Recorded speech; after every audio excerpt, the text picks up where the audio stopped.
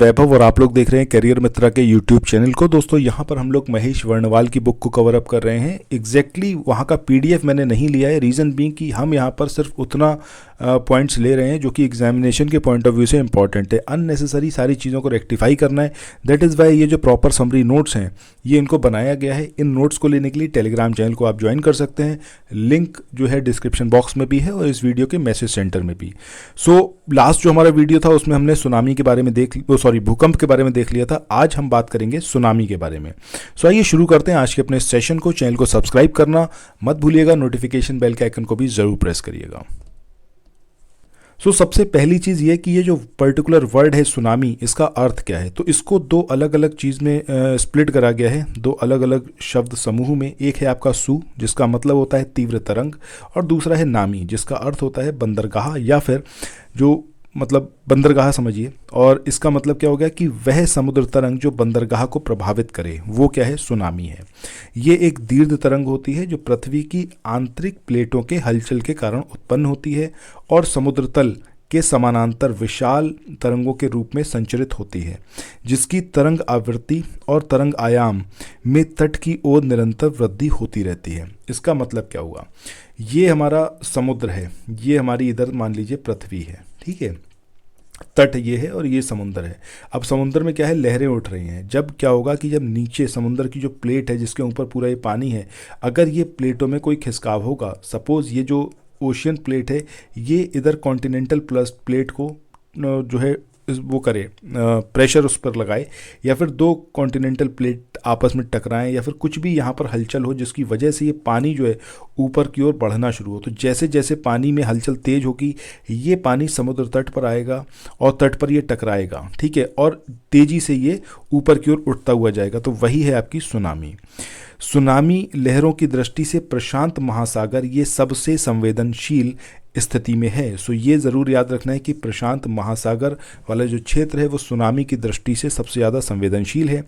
इसके बाद 2004 की जो सुनामी आई थी हिंदुस्तान में, वो एग्जैक्टली क्या थी। तो हुआ क्या था कि इंडोनेशिया का जो सुमात्रा द्वीप है वहाँ पर 26 दिसंबर 2004 को हिंद महासागर की जो तली है उसके नीचे सुनामी लहरें क्यों उठी, क्योंकि भारतीय प्लेट जो थी वो वर्मी प्लेट के नीचे क्षेपण कर रही थी, उसके नीचे जा रही थी, जिसकी वजह से वहाँ पर हलचल उत्पन्न हुई समुद्र में, और समुद्र का जो पानी था वो तेज़ी से मतलब उसके अंदर हलचल उत्पन्न हुई और फिर लहरें उठी, ठीक है, और उसी को फिर सुनामी के रूप में देखा गया। तकरीबन 11 ऐसे देश थे जो इस सुनामी से प्रभावित हुए। अब यहाँ पर क्या क्या चीज़ें हुई थी सारी चीज़ें देखेंगे।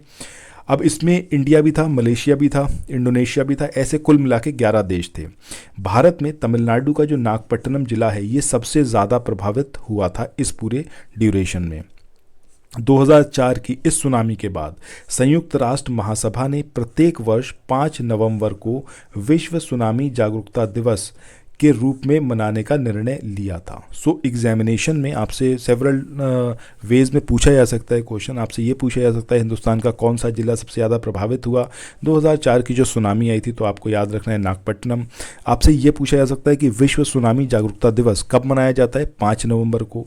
हो सकता है आपसे रीज़न पूछ लें। रीज़न ये था कि ये 2004 में जब सुनामी आई थी उसके बाद संयुक्त राष्ट्र महासभा ने ये डिसाइड करा था कि जो अब ये पर्टिकुलर डेट है, ठीक है, 5 नवंबर, इसको जो है विश्व सुनामी जागरूकता दिवस के रूप में मनाया जाएगा। इसके बाद आगे बात करते हैं जापान में जो भूकंप आया उसके बाद जो सुनामी आई। इसके वीडियोस आपने यूट्यूब पर ज़रूर देखे होंगे। आपने देखा होगा पूरा समुद्र का पानी जो है सीधे शहर में घुसता चला आ रहा है और एक लंबी सी मजबूत दीवार बनाई गई थी, बट वो दीवार का कोई मतलब नहीं रह गया जब समुद्र ने अंदर आना शुरू करा, ठीक है। जापान के उत्तर पूर्वी तट पर 11 मार्च 2011 को जो मतलब ये पूरा सुनामी आया, ये सबसे भयंकर सुनामी था अब तक का। और ये इसका रीज़न क्या था कि वहाँ पर भूकंप उठा था और इस भूकंप का केंद्र जो था वो जापान के मियागी प्रांत की राजधानी सेनवई से तकरीबन 130 किलोमीटर दूर था। यहाँ पर ये ज़रूर याद रखिएगा कौन सा प्रांत और उसकी राजधानी सेनवई, इन दोनों के नाम आपको याद रखने हैं। जापान में भूकंप और सुनामी के कारण फुकुशिमा वाइची परमाणु संयंत्र इसमें विस्फोट हुआ, जिसकी वजह से रेडियोधर्मी रिसाव जो था वो होने लगा। अब ये फुकुशिमा वाइची परमाणु संयंत्र कौन से देश में लोकेटेड है, आपको याद रहना चाहिए, जापान में है। एग्जामिनेशन में ऐसे ही आएगा। ऐसे ही चेर्नोबिल परमाणु केंद्र ये कहाँ पर है, तो आपको याद रखना है यूक्रेन में, जहाँ पर ऐसा ही हादसा हुआ था। ठीक है, इसके बाद आगे बात करें, परमाणु रेडिएशन की शक्ति मापने की जो इकाई है वो क्या है, रेम्स। सो ये बहुत इंपॉर्टेंट पॉइंट है, this is very very important, इसको ज़रूर कहीं नोट डाउन करिए कि जो परमाणु रेडिएशन को मापने की इकाई है उसको क्या बोलते हैं, रेम्स बोलते हैं। इसके पैमाने पर रेडिएशन का लेवल 7 था। ठीक है, इसके बाद फुकुशिमा वाइची संयंत्र, इसमें 14 मार्च 2011 को हाइड्रोजन विस्फोट भी हुआ था, जिसकी वजह से विश्व इतिहास में पहली बार जापान ने परमाणु आपातकाल की घोषणा की थी। सो एग्जामिनेशन में पूछा जा सकता है कि कौन सा ऐसा देश है जिसने परमाणु आपातकाल की घोषणा की और पहली बार ऐसा हुआ था, तो ये जापान है। इस घटना के बाद पृथ्वी जो है वो अपनी धुरी से लगभग 4 इंच विस्थापित हो गई, और जिसकी वजह से पृथ्वी की जो गति है वो 1.6 माइक्रोसेकंड बढ़ गई। नेक्स्ट बात करें कि जापान में इतने भूकंप आते क्यों हैं। सो इसके 2 कारण हैं। पहली बात यह कि ये जो है पैसिफिक रिंग ऑफ फायर क्षेत्र में लोकेटेड है। दूसरा, प्रशांत महासागरीय प्लेट जो है वो जापान सागर प्लेट के अभिसरण क्षेत्र में स्थित है, जिससे यहाँ भूकंप और जो ज्वालामुखी है उसकी घटनाएं सामान्य हैं। सो ये सारी बात हो गई हमारी सुनामी के बारे में, और इसके पीछे जो भूकंप से रिलेटेड इश्यूज़ हैं उनको हमने देखा। इसके बाद बात करते हैं डार्ट मिशन की। अब ये जो डार्ट मिशन है इसका पर्पस क्या है, इसका पर्पस या फिर इस तकनीक का जो पर्पस है वो ये है कि सुनामी का पता जो है वो सही समय पर लगाया जा सके। इसके लिए इसमें 2 हिस्से होते हैं, एक होता है आपका सोनामीटर और दूसरा होता है सिग्नलिंग एंड कम्युनिकेटिंग उपकरण। जब हम सोनामीटर की बात करते हैं तो इससे समुद्र तट में आई जो भूकंप की तीव्रता है उसकी जानकारी मिलती है, और जब हम सिग्नलिंग एंड कम्युनिकेटिंग उपकरण की बात करते हैं तो इससे सुनामी के सभी संभावित क्षेत्रों में खतरे की चेतावनी जो है वो जारी की जाती है।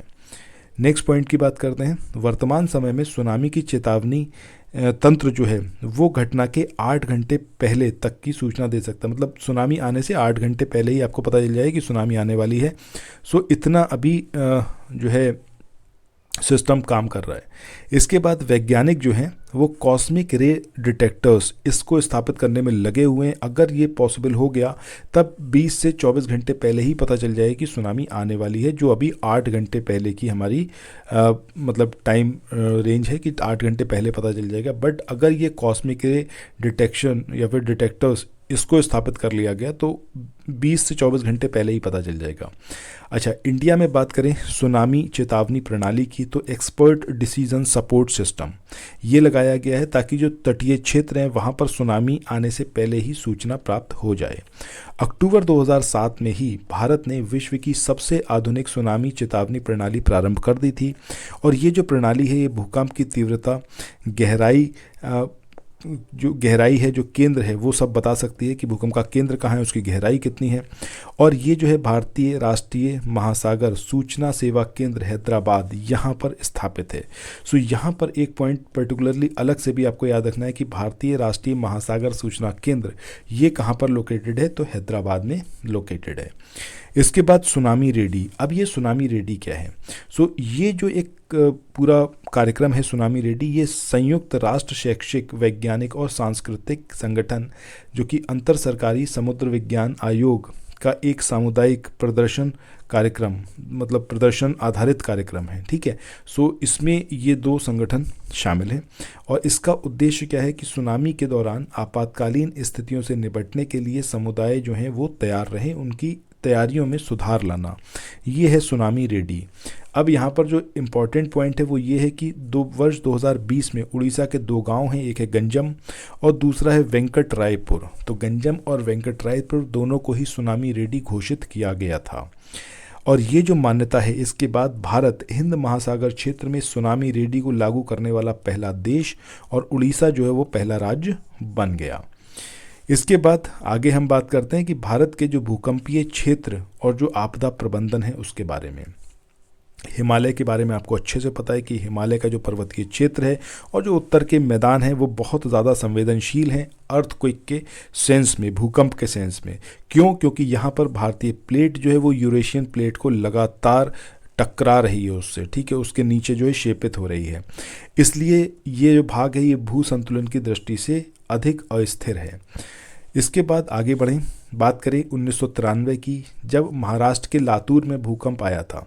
अब वहाँ पर जब ये झटके महसूस करे गए, इससे पहले तक क्या माना जाता रहा था कि जो हमारा प्रायद्वीपीय भारत है वो बहुत स्टेबल है, वहाँ पर भूकंप नहीं आएगा, ऐसी मान्यता थी। लेकिन बाद में जब ये झटके महसूस करे गए तब समझ में आया कि नहीं, भारत का कोई भी क्षेत्र ऐसा नहीं है जो कि भूकंप से रहित हो, कहीं भी भूकंप आ सकता है, ठीक है। सो अब यह माने जाने लगा है कि भारत का कोई भी प्रदेश जो है भूकंप रहित नहीं है, क्योंकि भारतीय प्लेट के उत्तर की ओर विस्थापन के कारण और उससे उत्पन्न दबाव जनित बल से पठारी भाग के आंतरिक भागों में ऊर्जा तरंगों का प्रभाव बढ़ा है। जब यह ऊर्जा बाहर विमुक्त होती है या फिर होने का प्रयास करती है, तब भारतीय प्लेट में भ्रंश के निर्माण की स्थिति बनती है और बड़े भूकंप आने की आशंका रहती है।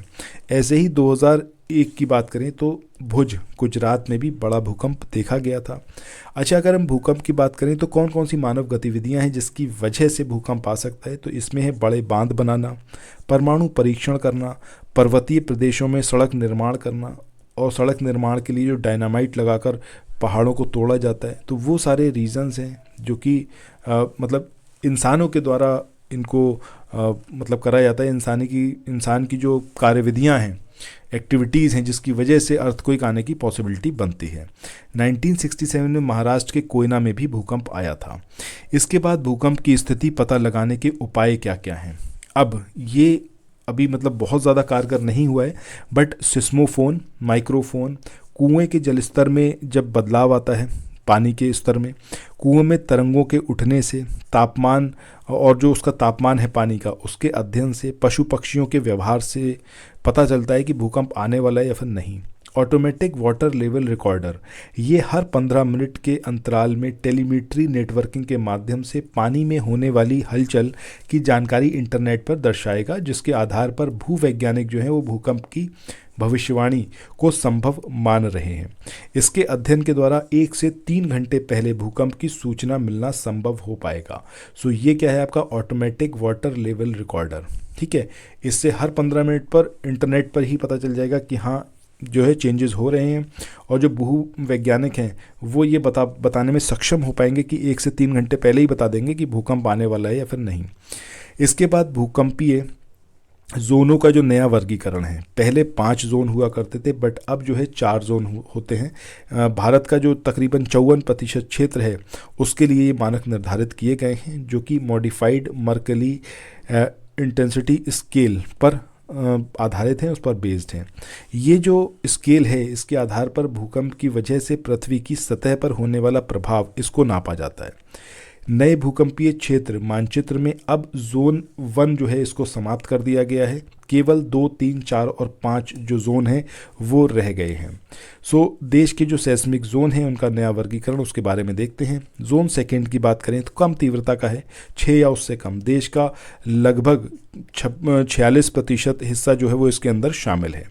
जोन 3 की बात करें, ये मध्यम तीव्रता का है, 7 रिएक्टर स्केल पर तीव्रता वाले भूकंप या फिर उससे ऊपर। सो ये उत्तर प्रदेश, पंजाब के कुछ हिस्से हो गए, पश्चिम बंगाल हो गया, राजस्थान, केरल, गोवा, गुजरात, मध्य प्रदेश, बिहार, झारखंड, छत्तीसगढ़, महाराष्ट्र, उड़ीसा, आंध्र प्रदेश, तमिलनाडु और कर्नाटक, ये सारे इसके अंदर आते हैं। जोन 4 अति तीव्रता, जम्मू कश्मीर, हिमाचल के कुछ क्षेत्र, दिल्ली, सिक्किम, उत्तर प्रदेश के उत्तरी क्षेत्र जिसमें नोएडा शामिल है, गंगा यमुना का दोआब, बिहार, पश्चिमी तट से जुड़ा हुआ जो महाराष्ट्र का छोटा सा क्षेत्र है, राजस्थान है, दिल्ली है जिसमें यमुना तट हो गया, पूर्वी दिल्ली हो गई, शहदरा हो गया, शाहदरा, मयूर विहार, लक्ष्मी नगर, इसके अलावा गुरुग्राम, रेवाड़ी। सो अभी आपने ये देखा अति तीव्रता, ये जो हिमालय की पूरे ये जो रेंज है यहाँ पर बसा हुआ ज़्यादातर क्षेत्र, और थोड़ा सा क्षेत्र यहाँ पर जो महाराष्ट्र का है, ठीक है। इसके अलावा ये पूरा क्षेत्र जो उत्तर का है ये इसके अंदर आता है जोन 4 के अंदर। जो अति तीव्रता यानी कि 8 रिएक्टर स्केल पर तीव्रता हो सकती है, उसके भूकंप यहाँ पर देखे जाते हैं। इसके बाद जोन 5 अत्यधिक या फिर ज़्यादा तीव्रता, 9 तीव्रता का। इसमें उत्तर पूर्वी भारत, जम्मू कश्मीर का कुछ हिस्सा, हिमाचल प्रदेश, उत्तराखंड, कच्छ का रण, उत्तर बिहार का कुछ भाग, अंडमान निकोबार द्वीप समूह, तो ये सारे जो हैं इसके अंदर शामिल हैं। यहाँ पर आज हमारा ये वाला चैप्टर जो है इसको हमने फिनिश कर लिया है। नेक्स्ट वीडियो में हम आगे बढ़ेंगे और चैप्टर नंबर 8 की बात करेंगे। तो अगर आपने चैनल को सब्सक्राइब ना किया हो तो चैनल को सब्सक्राइब करें, नोटिफिकेशन बेल के आइकन को प्रेस करें, और जो भी आपका यहाँ पर एक्सपीरियंस रहा हो वो ज़रूर शेयर करें, लाइक का बटन ज़रूर प्रेस करिएगा अगर आपको ये वीडियो पसंद आया है। सो थैंक्स फॉर वॉचिंग, मिलते हैं नेक्स्ट वीडियो में, बाय बाय।